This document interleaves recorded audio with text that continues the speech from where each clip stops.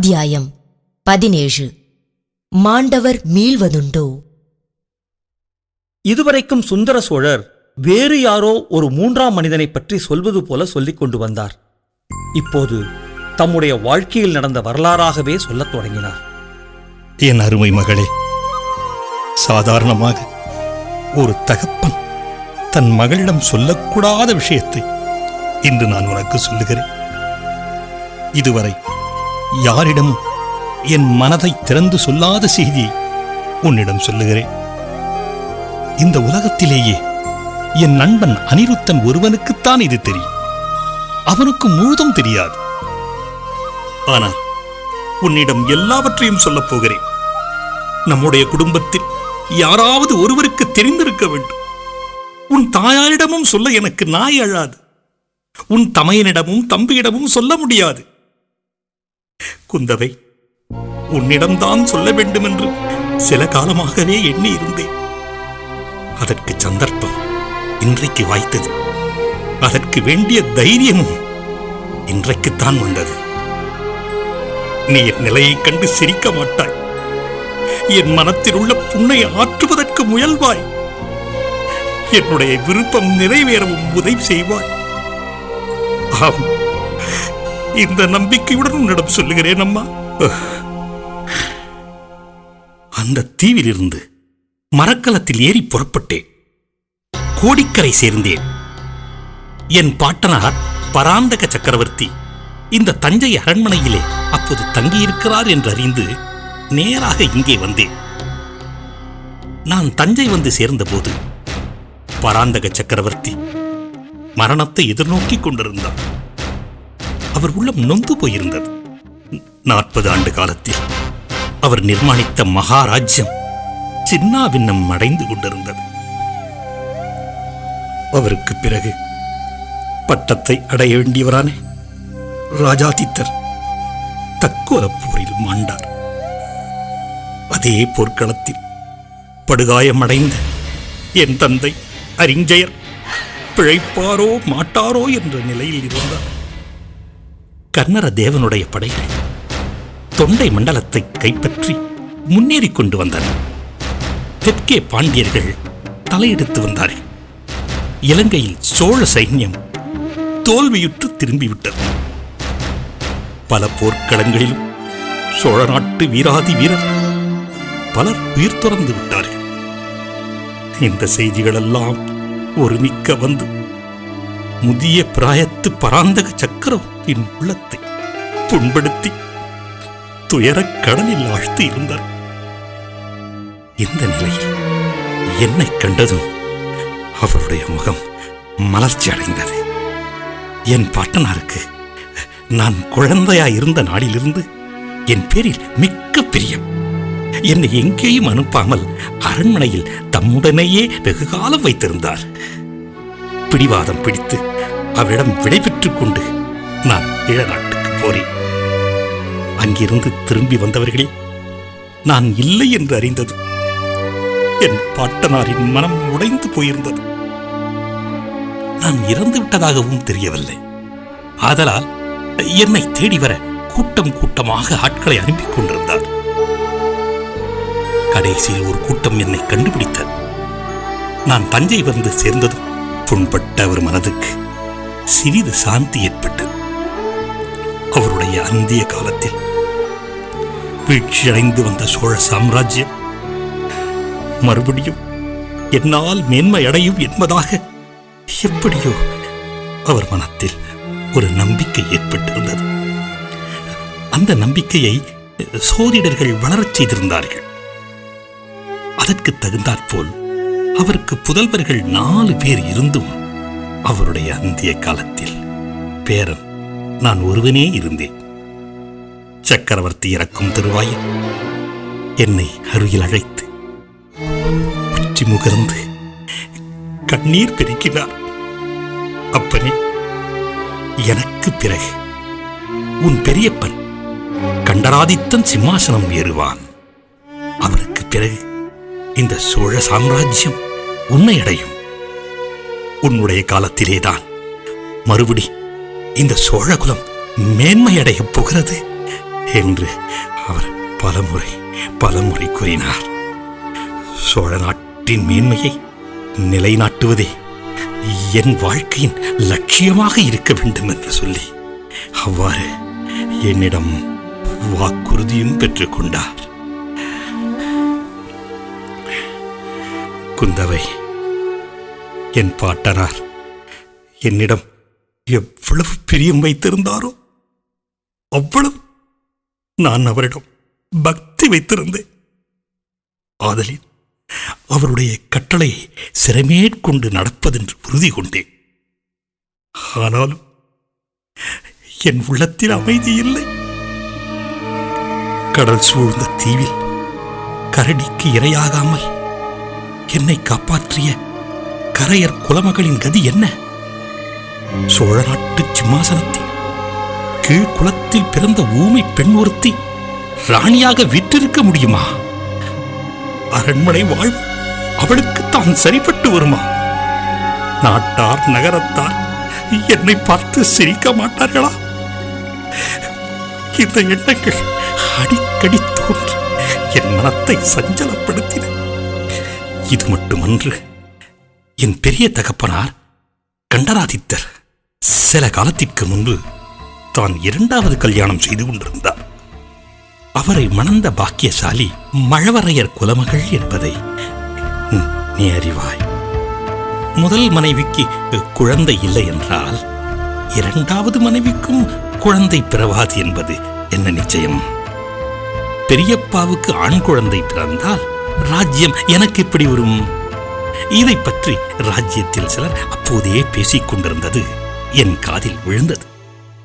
ஆனால் அத்தகைய சந்தேகம் யாருக்கும் உண்டாகக்கூடாது என்று மகாத்மாவாகிய என் பெரிய தகப்பனார் விரும்பினார் போலும். பராந்தக சக்கரவர்த்தி காலமான பிறகு கண்டராதித்தருக்கு ராஜ்ய பட்டாபிஷேகம் நடந்தது. அதே சமயத்தில் எனக்கும் யுவராஜ்ய பட்டாபிஷேகம் நடக்க வேண்டும் என்று என் பெரியப்பா புதிய சக்கரவர்த்தி ஏற்பாடு செய்துவிட்டார். என் பிரிய மகளே, இன்றைக்கு உன் தம்பி அருள்மொழியின் பேரில் இந்நாட்டு மக்கள் எப்படி பிரியமாயிருக்கிறார்களோ அப்படி அந்த நாளில் என் பேரில் அபிமானமாயிருந்தார்கள். அரண்மனைக்குள்ளே பட்டாபிஷேகம் நடந்து கொண்டிருந்த போது வெளியிலே ஆயிரக்கணக்கான ஜனங்கள் ஆவலுடன் காத்திருந்தார்கள். புதிதாக முடிசூடிய சக்கரவர்த்தி யுவராஜாவும் சேர்ந்தாற்போல் ஜனங்களுக்கு காட்சி தர வேண்டும் என்று அனைவரும் விரும்பினார்கள். அவ்விதமே பெரியப்பாவும் நானும் இந்த அரண்மனை மேன்மாடத்தின் முன்றிலுக்கு வந்து நின்றோம். கீழே ஒரே ஜன சமுத்திரமாக இருந்தது. அவ்வளவு பேருடைய முகங்களும் மலர்ந்து விளங்கின. எங்களை கண்டதும் அவ்வளவு பேரும் குதூகலம் அடைந்து ஆரவாரித்தார்கள். நாம் இளவரசு பட்டம் சுட்டிக் கொண்டது பற்றி இவ்வளவு ஆயிரம் மக்கள் குதூகலம் அடைந்திருக்கிறார்களே. அப்படி இருக்க எங்கேயோ ஒரு கண்காணா தீவில் காட்டின் மத்தியில் வாழும் ஊமை பெண்ணை பற்றி நாம் கவலைப்படுவது என்ன நியாயம்? இவ்வளவு பேருடைய மகிழ்ச்சி முக்கியமானதா? ஒரே ஒரு ஊமை பெண்ணின் வாழ்க்கை முக்கியமானதா? இவ்வாறு எண்ணிக்கொண்டே எங்களை அண்ணாந்து பார்த்தபடி நின்ற மலர்ந்த முகங்களை ஒவ்வொன்றாக கவனித்துக் கொண்டே வந்தேன். அந்த ஜனங்களிலே ஆண்களும் பெண்களும் முதியவர்களும் இளைஞர்களும் சிறுவர் சிறுமிகளும் நின்றார்கள். எல்லோரும் ஒரே களிப்புடன் காணப்பட்டார்கள். ஆனால் திடீரென்று ஒரு முகம், ஒரு பெண்ணின் முகம், சோகம் ததும்பிய முகம், கண்ணீர் நிறைந்த கண்களினால் என்னை பரிதாபமாக பார்த்து கொண்டிருந்த முகம் தெரிந்தது. அத்தனை கூட்டத்துக்கு நடுவில் எப்படி அந்த ஒரு முகம் என் கண்ணையும் கவனத்தையும் கவர்ந்தது என்பதை நான் அறியேன். பிறகு அங்கிருந்து என் கண்களும் நகரவில்லை, கவனமும் பெயரவில்லை. அந்த முகம் வர வர வர பெரிதாகி வந்தது. என் அருகே வருவது போல் இருந்தது. கடைசியில் அந்த பெரிய ஜனத்திரள் முழுவதும் மறைந்து, என் அருகில் நின்றவர்கள் எல்லோரும் மறைந்து, ஆச்சார வாசல் மறைந்து, தஞ்சை நகரின் கோட்டை கொத்தளம் மறைந்து, வானும் மண்ணும் மறைந்து, அந்த ஒரு முகம் மட்டும் தேவி பரமேஸ்வரியின் விஸ்வரூபத்தைப் போல் என் கண் முன்னால் தோன்றியது. என் தலை சுழன்றது, கால்கள் பலம் இழந்தன, நினைவு தவறியது. அப்படியே நான் மயங்கி விழுந்து விட்டதாகவும், பக்கத்தில் இருந்தவர்கள் தாங்கி பிடித்துக் கொண்டதாகவும் பிற்பாடு அறிந்தேன். பட்டாபிஷேக வைபவச் சடங்குகளில் நான் அதிகம் களைத்து போய்விட்டதாக மற்றவர்கள் நினைத்தார்கள். ஜனங்களுக்கு காட்சியளித்தது போதும் என்று என்னை அரண்மனைக்குள்ளே அழைத்துச் சென்றார்கள். பிறகு எனக்கு நல்ல நினைவு வந்ததும் என் நண்பன் அனிருத்தனை தனியாக அழைத்து நான் கண்ட காட்சி கூறினேன். அந்த ஊமை பெண்ணின் அடையாளம் கூறி எப்படியாவது அவளை கண்டுபிடித்து அழைத்து வர வேண்டுமென்று கட்டளையிட்டேன். தஞ்சை நகரின் மூலை முடுக்கெல்லாம் தேடியும் அத்தகைய ஊமை பெண் யாரும் இல்லை என்று அனிருத்தன் வந்து சொன்னான். என்னுடைய உள்ளத்தின் பிரம்மையாக இருக்கும் என்றும் கூறினார். நான் அவனை கோபித்துக் கொண்டு, இந்த உதவி கூட செய்யாவிட்டால் அப்புறம் நீ என்ன சிநேகிதன் என்றேன். தஞ்சை கோட்டைக்கு வெளியே கடற்கரையை நோக்கி செல்லும் பாதைகளில் ஆள் அனுப்பி தேடும்படி சொன்னேன். அப்படியே பல வழிகளிலும் ஆட்கள் சென்றார்கள். கடற்கரை வரையில் போய் தேடினார்கள். கோடிக்கரைக்கு போறவர்கள் அங்கே உள்ள கலங்கரை விளக்க காவலன் வீட்டில் ஓர் ஊமை பெண் இருப்பதாக கண்டுபிடித்தார்கள். அவள் பித்து பிடித்தவள் போல தோன்றினாளாம். எவ்வளவோ ஜாடை மாடைகளினால் அவளுக்கு விஷயத்தை தெரிவிக்க முயன்றது பயன்படவே இல்லையா? அவர்களுடன் தஞ்சைக்கு வருவதற்கு அடியோடு மறுத்து விட்டாளாம். இந்த செய்தியை அவர்கள் கொண்டு வந்தவுடனே என்னது செய்வதென்று தெரியாமல் மனம் கலங்கினேன்.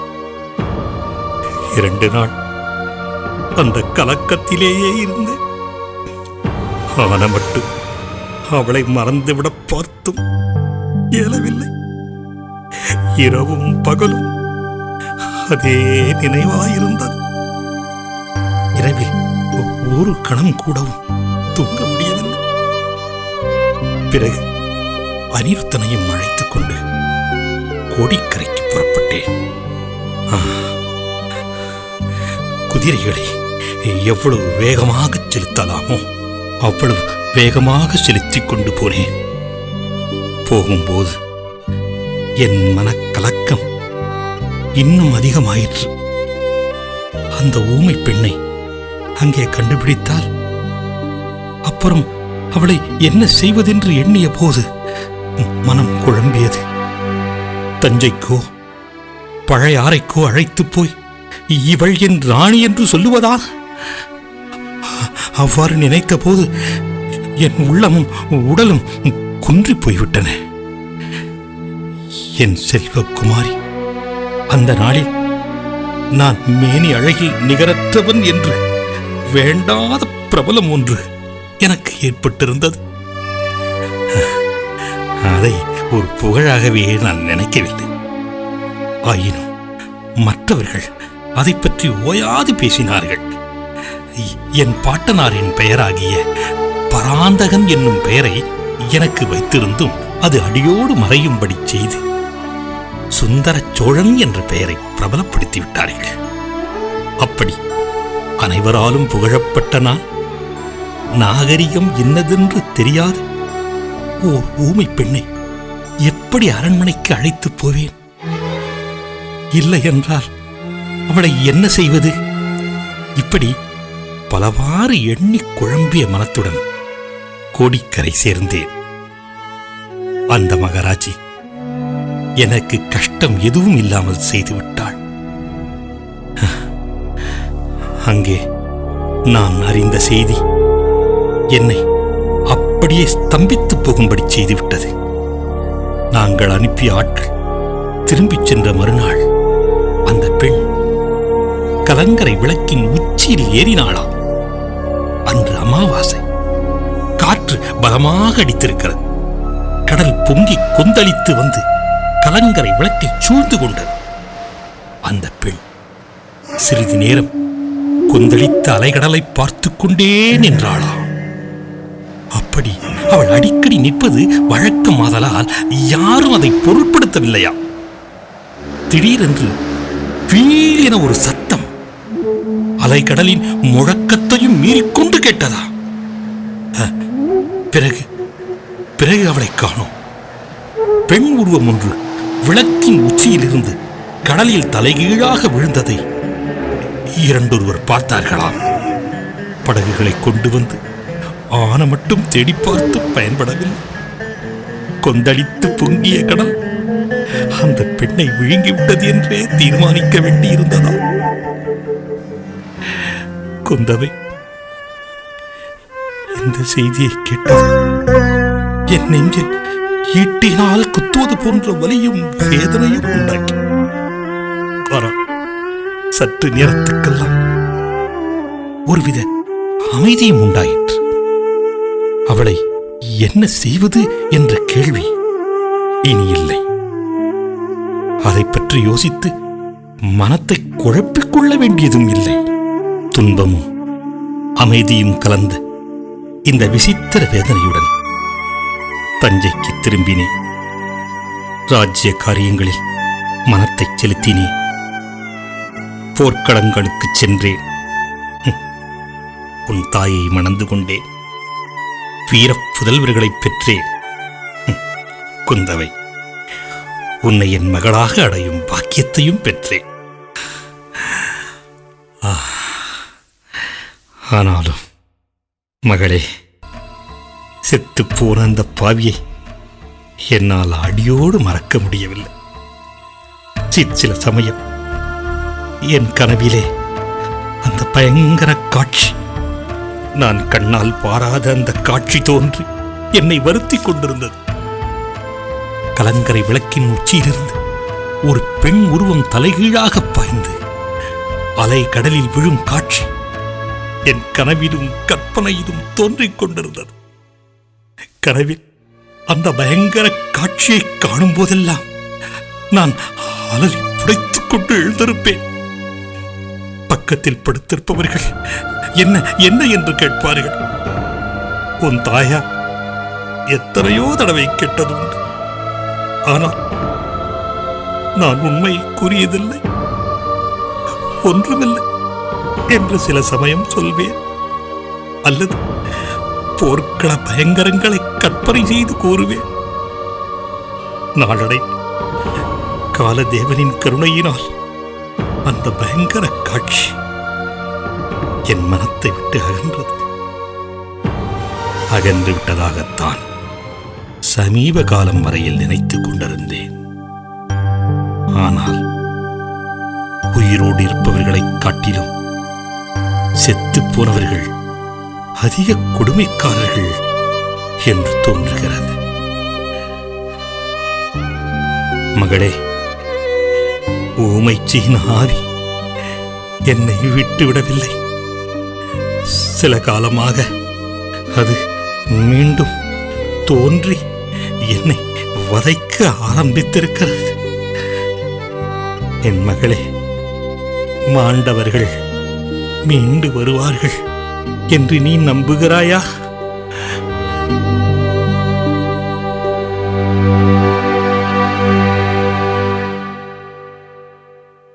இவ்விதம் சொல்லிவிட்டு சுந்தர சோழர் தம் பார்வையை எங்கேயோ தூரத்தில் செலுத்தி வெறித்து பார்த்தார். அவர் பார்த்த திக்கில் ஒன்றுமே இல்லைதான். ஆயினும் அவருடைய உடம்பு நடுங்குவதை குந்தவை கண்டாள். எல்லையற்ற இரக்கம் அவர் பேரில் அவளுக்கு உண்டாயிற்று. கண்களில் நீர் ததும்பியது. தந்தையின் மார்பில் தன் முகத்தை பதித்துக் கொண்டு கண்ணீர் விட்டாள். அதனால் அவருடைய நடுக்கமும் குறைந்ததாக தோன்றியது. பிறகு தந்தையை நிமிர்ந்து நோக்கி,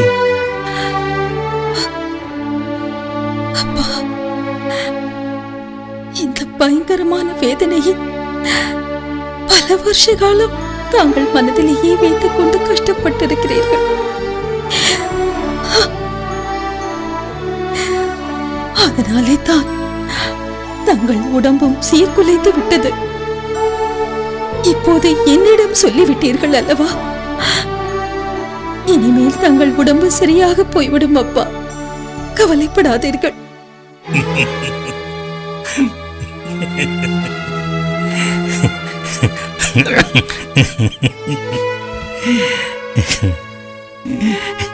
சுந்தர சோழர் அதை கேட்டு சிரித்த சிரிப்பின் ஒலியில் வேதனையுடன் அவநம்பிக்கையும் கலந்திருந்தது.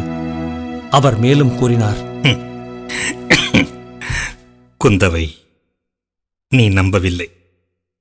மாண்டவர்கள் மீண்டு வருவார்கள் என்று நீ நம்பவில்லை. ஆனாலும் அதோ அந்த தூணுக்கு பக்கத்தில் குத்து விளக்கின் பின்னால் அந்த பாவியின் ஆவி நேற்று நள்ளிரவில் நின்றது. என் கண்ணாலேயே பார்த்தேன். அதை எப்படி நம்பாமல் இருக்க முடியும்? நான் கண்டது வெறும் பிரம்மை என்றால் உன் தோழியை பற்றி என்ன சொல்வாய்? அவள் எதையோ பார்த்து கெட்டதனால்தானே நினைவு தப்பி விழுந்தாள். குந்தவை, அவளை அழைத்து வா. நானே நேரில் கேட்டு தெரிந்து கொள்கிறேன். அப்பா, வானதி ஒரு பயங்கொள்ளி பெண். கொடும்பாளூர் வீரவேளர் குலத்தில் இவள் எப்படி பிறந்தாளோ தெரியவில்லை. இருட்டில் தூணை பார்த்தாலும் அவள் அலறி அடித்துக் கொண்டு மயக்கம் போட்டு விழுவாள். அவளை கேட்பதில் யாதொரு பயனும் இல்லையப்பா. அவள் ஏதும் பார்த்திருக்கவும் மாட்டாள், கேட்டிருக்கவும் மாட்டாள். ஓ, அப்படியா சொல்லுகிறாய்? அவள் போனால் போகட்டும். குந்தவை, நான் சொல்ல வேண்டியது மிச்சத்தையும் கேளம்மா. சொல்லுங்கள் அப்பா. மாண்டவர்கள் மீண்டு வருவார்கள் என்பதில் எனக்கும் வெகு காலம் நம்பிக்கை இல்லாமல் தான் இருந்தது. அப்படிப்பட்ட தோற்றம் என்னுடைய வீண் மனப்பிரமை என்றே நானும் எண்ணியிருந்தேன். காவேரி நதியில் நாம் எல்லோருமாக ஓடத்தில் போய்க் கொண்டிருந்த போது குழந்தை அருள்மொழிவர்மன் திடீரென்று காணாமற் போனது உனக்கு நினைவிருக்கிறதல்லவா? ஆமாம் அப்பா. நாம் எல்லோரும் திகைத்தும் தவித்தும் நிற்கையில் ஒரு பெண்ணரசி பொன்னி நதி வெள்ளத்திலிருந்து குழந்தையை எடுத்து தூக்கி கொடுத்தாள். குழந்தையை மற்றவர்கள் வாங்கிக் கொண்டதும் அவள் மறைந்து விட்டாள். இதை பற்றி நாம் எவ்வளவோ தடவை பேசியிருக்கிறோம். ஆமாம் ஆமாம். நீ மறந்திருக்க முடியாது. நீங்கள் எல்லோரும் காவேரி அம்மன் தான் குழந்தையை காப்பாற்றியதாக முடிவு கட்டினீர்கள். ஆனால் என் கண்ணுக்கு என்ன தோன்றியது தெரியுமா? அந்த வலைஞர் குலமகள் ஊமைச்சிதான் குழந்தையை எடுத்து கொடுத்ததாக தோன்றியது. அன்றைய தினமும் நான் நினைவிழந்து விட்டேன் என்பது உனக்கு ஞாபகம் இருக்கிறதா? நன்றாக ஞாபகம் இருக்கிறது. குழந்தைக்கு நேர்ந்த அபாயத்தை முன்னிட்டு நான் நினைவிழந்தேன் என்று எல்லோரும் எண்ணினார்கள். ஆனால் உண்மை அதுவன்று. இத்தனை நாள் கழித்து உனக்கு இப்பொழுது சொல்லுகிறேன் அம்மா. குழந்தையை எடுத்து கொடுத்த பெண்ணுருவம் அவளுடைய ஆவி உருவம் என்று எனக்கு தோன்றியபடியால்தான் அப்படி மூர்ச்சையடைந்தேன். அப்பா, மகளே, உன் தமையனுக்கு இளவரசு பட்டம் சுட்டிய தினம் நினைவிருக்கிறதா? அன்று பட்டாபிஷேகம் நடந்த பிறகு ஆதித்த கரிகாலன் அந்த புறத்துக்கு தாய்மார்களிடம் ஆசி பெறுவதற்காக வந்தான் அல்லவா? அவனுக்கு பின்னால் நான் வந்தேன். அதே ஊமை சீனாவி அங்கே பெண்களின் மத்தியில் நின்று கரிகாலனை கொடூரமாக உற்று பார்த்ததைக் கண்டேன். மீண்டும் ஒரு தடவை பிரஜை இழந்தேன்.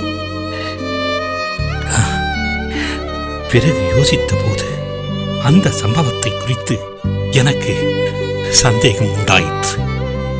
அப்படி அவள் கரிகாலனை கொடூரமாக பார்க்க வேண்டிய அவசியம் என்ன என்று ஐயுற்றேன். அதுவும் என் சித்த பிரம்மையின் தோற்றமாயிருக்கலாம் என்று நானே எண்ணினேன்.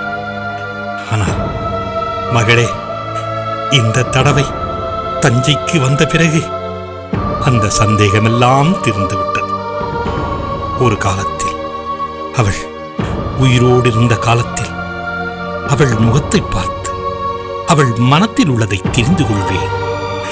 அவள் அவள் உதடு அசைவதை பார்த்து அவள் சொல்ல விரும்புவது இன்னதென்று நான் தெரிந்து கொள்வேன். அந்த சக்தியை நான் மீண்டும் பெற்றுவிட்டேன். குந்தவை 4-5 முறை நள்ளிரவில் அவள் என் முன்னால் தோன்றி எனக்கு எச்சரிக்கை செய்து விட்டாள். என்னை கொன்றாயே, அதை நான் மன்னிக்கிறேன். ஆனால் மீண்டும் பாவம் செய்யாதே. ஒருவனுக்கு சேர வேண்டிய ராஜ்யத்தை இன்னொருவனுக்கு கொடுக்காதே என்று அவள் சொல்வதை புரிந்து கொண்டேன். அவளுக்கு பேசும் சக்தி வந்த வாயினால் பேசினால் எப்படி தெரிந்து கொள்வேனோ அப்படி தெளிவாக தெரிந்து கொண்டேன் மகளே, தெளிவாக தெரிந்து கொண்டேன். அதை நிறைவேற்றி வைக்க எனக்கு நீ உதவி செய்ய வேண்டும் அம்மா. சாபமுள்ள இந்த ராஜ்யம், இந்த சோழ சிம்மாசனம் என் புதல்வர்களுக்கு வேண்டாம் அம்மா. இதை மதுராந்தகருக்கு கொடுத்து விடலாம். அப்பா, என்ன சொல்கிறீர்கள்? நாடு நகரமெல்லாம் ஒப்புக்கொண்டு முடிந்து போன காரியத்தை இப்போது மாற்ற வேண்டிய அவசியம் என்ன? தாங்கள் மாற்றினாலும் உலகம் ஒப்புக்கொள்ளும் அப்பா. அம்மா, உலகம் ஒப்புக்கொண்டால் என்ன, ஒப்புக்கொள்ளாவிட்டால் என்ன? தர்மம் என்னதென்று தெரிந்து செய்ய வேண்டியது என் கடமை அம்மா. நான் இந்த சோழ ராஜ்யத்துக்கு இளவரசனாகவும் பிறகு சக்கரவர்த்தியாகவும் முடிசூட்டிக் கொண்ட போதே என் மனம் நிம்மதியாயில்லை. என் மனசாட்சி என்னை உறுத்தியது. அப்பா, மூத்தவனின் மகன் உயிரோடு இருக்கும்போது இளையவரின் மகனாகிய நான் பட்டத்துக்கு வந்ததே முறையன்று அம்மா, முறையன்று.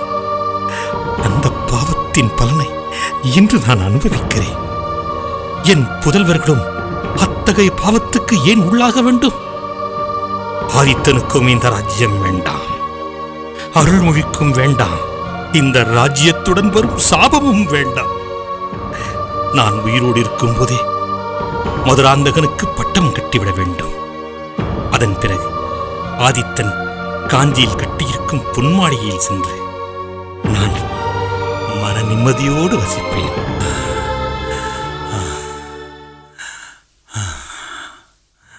அப்பா, பெரிய பிராட்டி இதற்கு சம்மதிக்க வேண்டாமா? மகளே, அதற்காகத்தான் அம்மா உன் உதவியை நாடுகிறேன். சொல்லுங்கள் அப்பா. எந்த காரணம் சொல்லியாவது என் பெரியம்மையை இங்கே வரும்படி செய். ஆஹா, எவ்வளவோ தெரிந்த பரம ஞானியான அந்த மூதாட்டிக்கு இந்த தர்ம நியாயம் ஏன் தெரியவில்லை? என்னை ஏன் இந்த பாவம் செய்யும்படி ஏவினார்? அல்லது அவருடைய சொந்த பிள்ளையின் பேரிலேதான் அவருக்கு என்ன கோபம்? தாயின் இயற்கைக்கே மாறான இந்த காரியத்தில் அவருக்கு ஏன் இவ்வளவு பிடிவாதம்? மதுராந்தகன் ஏதோ சிவபக்தியில் ஈடுபட்டு சந்நியாசியாக போகிறேன் என்று சொல்லிக் கொண்டிருந்த போது அதற்கு நியாயம் உண்டு. இப்போது அவனுக்கே ராஜ்யமாடும் ஆசை வந்திருக்கும் போது இன்னொருவனுக்கு எப்படி அம்மா பட்டம் கட்டலாம்? அப்பா, ராஜ்யம் ஆள ஆசை இருக்கலாம், ஆனால் அதற்கு தகுதி இருக்க வேண்டாமா? ஏன் தகுதி இல்லை? மகானாகிய கண்டராதித்தருக்கும் மகா ஞானியான மழவரையர் மகளுக்கும் பிறந்த மகனுக்கு எப்படி அம்மா தகுதி இல்லாமல் போகும்?